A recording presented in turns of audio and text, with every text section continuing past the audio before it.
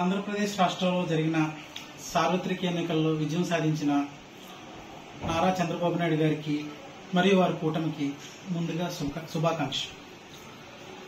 వచ్చే 5 సంవత్సరాలు రాష్ట్రాన్ని మంచిగా పరిపాలించి ఇచ్చిన హామీలన్నీ నెరవేర్చాలని మనస్ఫూర్తిగా కోరుకుంటున్నాను.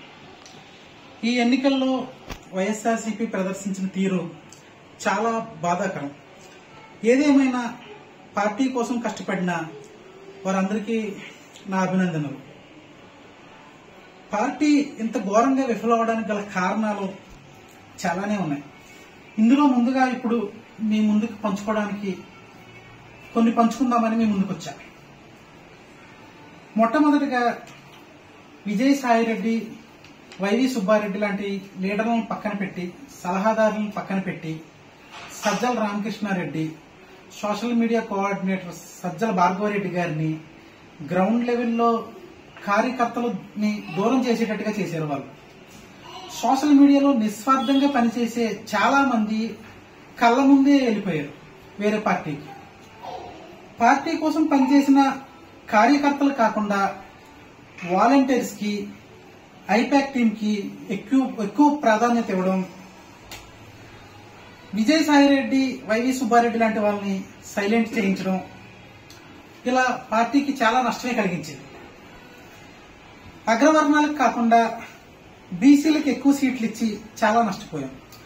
ఎగ్జాంపుల్ లావు శ్రీకృష్ణదేవరాయలు, వసంత కృష్ణ ప్రసాద్, ఆళ్ల రామకృష్ణారెడ్డి, వల్లభనేని బాలశౌరి, ఇలా అందరు అగ్రవర్ణాలకు కాకుండా ఆ ఏరియాలో సోషల్ ఇంజనీరింగ్ అని చెప్పి 50% మందికి బీసీలకి టికెట్లు ఇవ్వాలని చెప్పి చాలా పార్టీ నష్టపోయింది. ఇప్పుడు ఎవరైతే ఓసీలు వైఎస్ఆర్సీపీ నుంచి టీడీపీకి జంపారో వాళ్ళందరూ నగ్గారు. ఎందుకంటే రాజకీయాలకి కమ్మ, కాపు, రెడ్డి, రాజులు వీళ్ళ ప్రభావం ఎక్కువ ఉంటుంది. వాళ్ళని పక్కన పెట్టి మిగిలిన వర్గానికి ఇవ్వాలి, మిగిలిన కులం వాళ్ళకి ఇవ్వాలనుకోవడం అనేది చాలా ఇది హిట్ కాంబినేషన్ కాదు. ఫస్ట్ ఆఫ్ ఆల్ నేను వాళ్ళని తక్కువ చేసి మాట్లాడట్లేదు, కానీ అది హిట్ కాంబినేషన్ కాదు ఫస్ట్ ఆఫ్ ఆల్. ఇంకొకటి ఏంటంటే ప్రధాన కారణం వైఎస్ఆర్సీపీ ఓడిపోవడానికి ఉచిత పథకాలన్నీ డైరెక్ట్ గా లబ్ధిదారుల అకౌంట్లోకి వెళ్ళడం. దానివల్ల ఏమైందంటే గ్రౌండ్ లెవెల్లో ఉన్న ఎంపీటీసీలు, జెడ్పీటీసీలు, సర్పంచ్లు చాలా నష్టపోయారు. ఇప్పుడు సర్పంచ్కి 6-7 వేల జీతం కోసం 10 లక్షలు ఖర్చు పెట్టి సర్పంచ్గా విన్న వాళ్ళని కూడా కదా, పథకాలన్నీ వాళ్ళ చేతుల మీద నుంచి వెళ్తే వాళ్ళు ఆర్థికంగా బలపడతారు, పార్టీ కోసం బలంగా పనిచేస్తారు. ఇప్పుడు ఎవరు గ్రౌండ్ లెవెల్లో ఎంపీటీసీలు, జెడ్పీటీసీలు, సర్పంచ్లు, వార్డు మెంబర్లు ఎవరు కూడా గ్రౌండ్ లెవెల్ ఎందుకు పనిచేయలేదంటే పథకాలన్నీ డైరెక్ట్ గా జనాల అకౌంట్ లోకి వేసేస్తే ఇంకా వాళ్ళు ఫైనాన్షియల్ గా ఎక్కడ సెట్ అవుతారు? సోషల్ ఇంజనీరింగ్ తో పాటు ఫైనాన్షియల్ ఇంజనీరింగ్ కూడా చేయాలి. అంతేగాని అకౌంట్ లో డైరెక్ట్ గా అమౌంట్ వేసాం కదా మనం జనాల్లో తిరగకపోయినా పర్లేదు అనుకోవడం చాలా తప్పు. ఇంకొక పెద్ద మైనస్ ఏంటంటే ఉద్దానం, ఫిషింగ్ హార్బర్లు, మెడికల్ కాలేజీలు, భోగాపురం ఎయిర్పోర్టు వీటికి పెట్టిన ఇన్వెస్ట్మెంట్ ని క్యాపిటల్ సిటీ కట్టడానికి ఎక్కడైతే అక్కడ, వైజాగ్ అయితే వైజాగ్, అమరావతి అయితే అమరావతి, ఏ ఊరైతే ఆ ఊరు, అక్కడ పెట్టిన డబ్బులు ఇక్కడ పెట్టి ఒక రాజధానికి ఒక రూపురేఖలు తీసుకొచ్చే ఫలమై ఉండుంటే ఈ రోజు ఎంత డిజాస్టర్ అయ్యేది కాదు. ఒకవేళ ప్రతిపక్షంలో ఉన్న ఇంత డిజాస్టర్ అయ్యేది కాదు. ఉద్దానం ఇష్యూ పర్మనెంట్ సొల్యూషన్ అవడం వల్ల పార్టీకి నష్టం వచ్చింది, కానీ ఆ ఏరియాలో వైసీపీ సాధించిన ఓట్లయితే ఏమీ లేదు. ఒకవేళ నిజంగా దానికి పర్మనెంట్ సొల్యూషన్ కల్పించాలనుకుంటే చంద్రబాబు నాయుడే కల్పించేవాడు. ఎందుకంటే దానివల్ల పార్టీకి లాభం లేదని తెలిసే ఆ పర్మనెంట్ సొల్యూషన్ ఎవరు ఎప్పుడు కల్పించలేదు. సో ఆ మనీ రాజధానికి డెవలప్మెంట్ కి పెట్టుంటే బాగుండేదని నా ఒపీనియన్.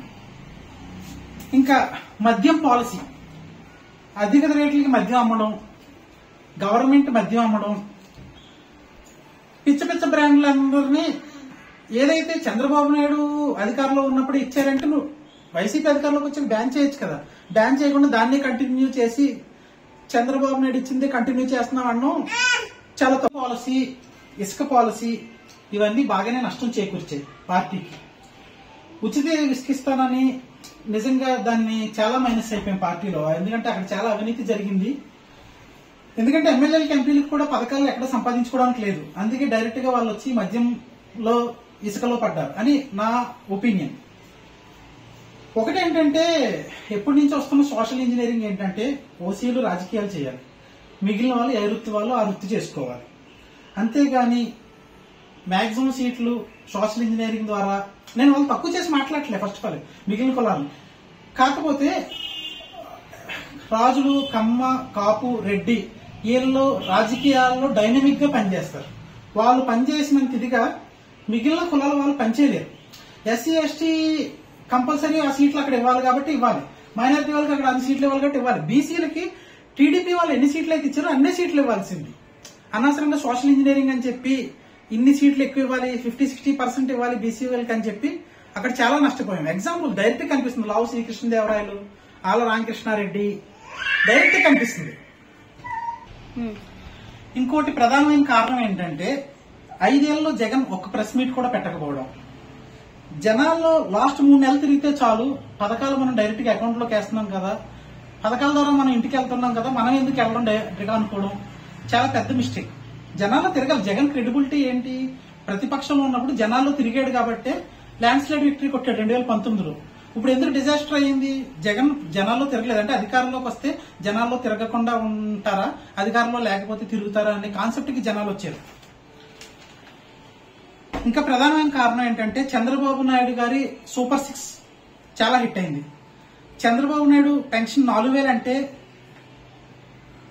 అమ్మఒడి 20,000 అంటే, ఎంతమంది పిల్లలుంటే అంతమందికి అమ్మఒడి ఇస్తానండం, మహిళలందరికీ ఫ్రీ బస్ ఇస్తానండం, 19 ఏళ్ల నుంచి 59 ఏళ్ల ప్రతి మహిళకి 1,500 ఇస్తానండం, ఇంకా పెన్షన్ 4,000 చేస్తానండం, జూలై మంత్ లో ఏప్రిల్, మే, జూన్, జూలై కలిపి 4 నెలలకు గాను 16,000 పెన్షన్ డైరెక్ట్ గా అకౌంట్లకి ఇస్తానండం, వాలంటీర్లకి 5,000 జీతం నుంచి 10,000 చేస్తానండం. ఇవన్నీ కూటమికి ప్లస్ అయింది. అంతకు మించి ఇవ్వకపోవడం, అంతకు మించి వాగ్దానాలు ఇవ్వలేకపోవడం జగన్ కు మైనస్ అయింది. తీర్స్తాడో తీర్చడో, ఫస్ట్ అయితే వాళ్ళు ఇచ్చారు కాబట్టి అంతకన్నా ఎక్కువ ఇవ్వాలి, ఇస్తానన్నారు. అది చేయకపోవడం చాలా పెద్ద మైనస్ అయింది. నేను ఇలాగే ఉంటాను, అబద్దాలు చెప్పనంటే కుదరదు, చెయ్యాలి కంపల్సరీ. సోషల్ ఇంజనీరింగ్ వాటికి అద్దాను వాటికి ఖర్చు పెట్టేదానికన్నా ఈ సర్పంచులు, ఎంపీటీసీలు, జడ్పీటీసీలను ఆర్థికంగా బలోపేతం చేస్తుంటే, కార్యకర్తలను ఆర్థికంగా బలోపేతం చేస్తుంటే సూపర్ హిట్ అయ్యేవాళ్ళం. అంతకు మించి పథకాలు పెట్టకపోవడం కూడా వైసీపీకి పెద్ద ఎదురు దెబ్బే తగిలిందని చెప్పాలి. ఒకటేంటంటే కమ్మ, కాపు ఇద్దరు కలిసికట్టుగా టీడీపీ కూటమికి అయితే పనిచేశారు ఈ ఎన్నికల్లో. రెడ్లని వైసీపీ పక్కన పెట్టడం, కమ్మ సామాజిక వర్గాన్ని తొక్కేయాలనుకోవడం చాలా తప్పు. అధికారంలోకి వచ్చిన మొదటిసారి ఫస్ట్ మంత్రివర్గంలో కమ్మ క్యాస్ట్ కి మంత్రివర్గంలో చోటిచ్చారు. 2019లో 40% కమ్మ పీపుల్ సపోర్ట్ చేశారు వైసీపీకి. కానీ ఎందుకు మరి ఎవరు సలహా ఇచ్చారు ఏంటో కానీ కమ్మలకి ఎవరికి మంత్రి పదవి ఇవ్వకపోవడం, రెడ్లను పక్కన పెట్టడం, ఇది చాలా తప్పు అయింది. బీసీలను పైకి తీసుకొచ్చి వాళ్ళందరినీ తొక్కేయడం అనేది చాలా చాలా తప్పు అయింది. అది సరిదిద్దుకుంటే కానీ నెక్స్ట్ ఎన్నికల్లో మనకు మనుగడ ఉండదు. ఇప్పటికైనా పార్టీలో ఓసీలకు ప్రాధాన్యం ఇచ్చి మళ్ళీ స్క్రాచ్ నుంచి 2011లో ఏ సిచ్యువేషన్లో అయితే ఇప్పుడు ఉన్నామో స్క్రాచ్ నుంచి బలోపేతం చేస్తే కానీ 2029లో మన అధికారంలోకి రావడం చాలా కష్టం. ఎంపీటీసీ, జడ్పీటీసీ, సర్పంచ్లకి ఆర్థికంగా ఆదుకోవాలి. పథకాలన్నీ వాళ్ళ నుంచి వెళ్ళడమే మంచిది. ఇదే ఈ గ్రౌండ్ లెవెల్లో వాళ్ళు పనిచేయకపోవడానికి ఈ ఓటమికి ప్రధాన కారణం. పేదలకి పథకాలు, ఇల్లు, నాడు నేడం, స్కూల్స్కి మనీ ఖర్చు చేయడం కాకుండా రాజధాని నిర్మాణానికి పెట్టుంటే ఇన్వెస్ట్మెంట్ బాగుండేదని నా అభిప్రాయం. ఇంకొకటి, వైసీపీ అంటే జనాల్లో ఒక నెగిటివ్ వెళ్ళిపోవడానికి కారణం వైసీపీలో 2వ దఫా ఇచ్చిన మంత్రులు ప్రవర్తన. ముఖ్యంగా పర్యాటక శాఖ మంత్రి అయిన రోజా, ఆమె బయటకు వచ్చి ఒక మంత్రిలో ప్రవర్తించేది కాదు. ఆ డ్యాన్సులు కానీ, ఆ ఏకశకాలు కానీ అవన్నీ చూస్తే ఒక మంత్రి ఇలా ఉంటుందా, లేదంటే ఇలాంటి పనులు ఇలా ఏదో జబర్దస్త్లో చేసిన పనులన్నీ బయట చేస్తే జనాలు హర్షించం. మెయిన్ ప్రధాన కారణం రోజా వాళ్ళని చాలా మైనస్ అయింది పార్టీకి. ఇలా మిగిలిన వాళ్ళు చాలా మంది ఉన్నారు. కాకపోతే ఇంత ఇదిగా మైనస్ అయిందంటే కేవలం ఎవరన్నా చూపిస్తే ఏంట్రో మంత్రి ఇలా ప్రవర్తిస్తుంది అని సోషల్ మీడియాలో ఎవరన్నా అంటే దానికి ఆన్సర్ చేయలేకపోయేవాళ్ళం మేము.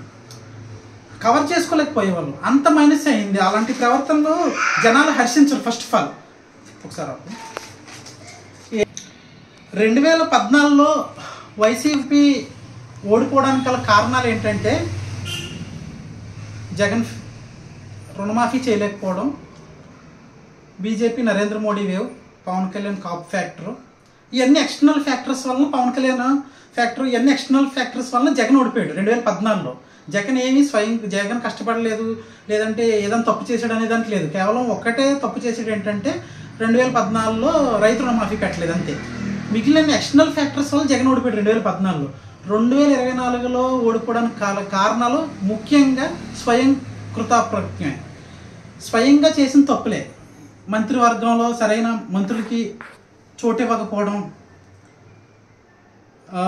సోషల్ ఇంజనీరింగ్ అని చెప్పి వీళ్ళందరికీ సీట్లు ఇవ్వడం, ఇక్కడ మనుషులను అక్కడ, అక్కడ మనుషుల్ని ఇక్కడ ట్రాన్స్ఫర్ చేయడం, కమ్మలను తొక్కడం, రెడ్డిలను పక్కనెట్టడం, ఇవన్నీ చాలా మైనస్ అయినాయి పార్టీకి. సాక్షిలో వచ్చే ఎలివేషన్లో సజ్జల సలహాల వలన ఇంకో సగం పరాజయం అయ్యింది. ఏదైతే గ్రౌండ్ లెవెల్ ఉందో చూపించాలి, అది దాన్ని చూపించకుండా సాక్షిలో ఎలివేషన్లు ఇవ్వడాలు. అసలు సాక్షి ఛానల్ చూస్తే ఎప్పుడు అధికారంలోకి రమ్మనం. అలాంటి ఫ్యాక్టర్స్ వల్ల, చాలా ఫ్యాక్టర్స్ వల్ల ఓడిపోయాం మనం. ఇంకా జగన్ గారికి ఎవరు సలహా ఇస్తున్నారో కానీ ఎంతసేపు పవన్ కళ్యాణ్ పెళ్ళిళ్ళ గురించి ప్రస్తావించడం, పవన్ కళ్యాణ్ 3 పెళ్ళిళ్ళు చేసుకుంటే మనకెందుకు, 4 పెళ్ళిళ్ళు చేసుకుంటే మనకెందుకు, కొన్ని ఒకసారి అంటే అనుకోవచ్చు. ప్రతి మీటింగ్లోని 4-5 పెళ్ళిళ్ళు పవన్ కళ్యాణ్ మనకెందుకు? ఇప్పుడు ఎవరి పర్సనల్ మ్యాటర్ అవి, అది ఎవరు సలహా ఇచ్చి, ఎవరు స్క్రిప్ట్ రాసిచ్చి, లేదంటే మీకన్నా కొంచెం అరే మనం ఇలాంటి పర్సనల్ మాటలు మాట్లాడితే పవన్ కళ్యాణ్ ఫ్యాన్స్ కాపుల్లోనే కాదు మిగిలిన క్యాస్ట్ వాళ్ళు కూడా ఉన్నారు. వాళ్ళు కూడా ఆలోచించారు.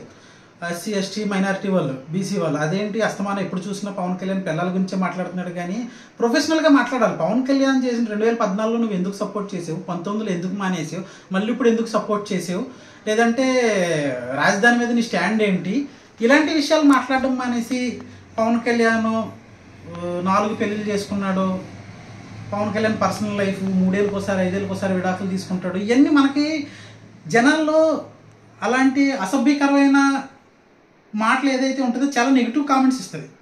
ఇప్పుడు 2019లో జగన్కి ఎందుకు అంత సింపతి వచ్చింది, షర్మిల మీద ఎందుకు అంత సానుభూతి వచ్చింది, షర్మిల గారికి ప్రముఖ ఒక హీరోకి అంటగడుతూ సోషల్ మీడియాలో ప్రచారం చేశారు వీళ్ళంతా.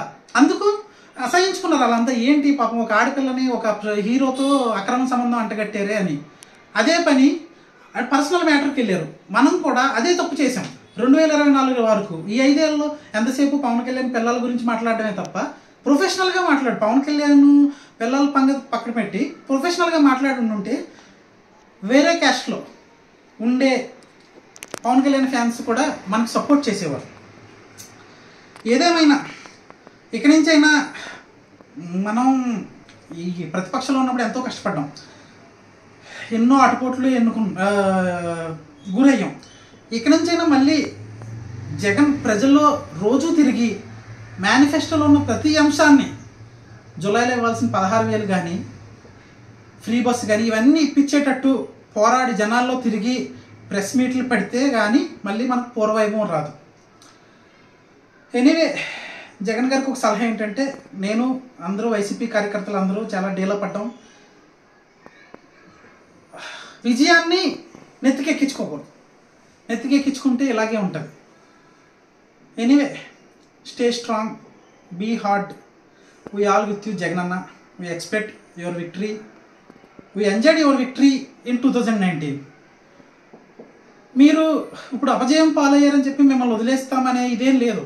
చాలామంది మా కాపు ఫ్రెండ్స్ మెసేజ్లు పెడుతున్నారు నాకు, ఇప్పుడు కన్నా మన పార్టీలోకి వస్తావా, ఇప్పుడు కన్నా మన క్యాస్ట్ పార్టీకి వస్తావా అన్నట్టు. ఇప్పుడు 2019లో విజయాన్ని ఎంజాయ్ చేసి కష్టాల్లో ఉన్నప్పుడు క్యాస్ట్ చూసుకొని నేను వెళ్ళిపోయినంటే నా అంత కృతజ్ఞతహీనుడు, నా అంత చెడ్డ మనిషి ఉండడు. సో నేను ఏ క్యాస్ట్ అయినా, కాపు కులం సంబంధించిన వాడినైనా నా సపోర్ట్ మేము ఎప్పుడు మీకే సపోర్ట్ ఇస్తాం. కాకపోతే మీరు ఇవన్నీ మార్చుకోవాలని ఎందుకు చెప్తున్నామంటే, మీ విజయాన్ని మీరెంత ఆనందిస్తారో నాకు తెలీదు. మీకన్నా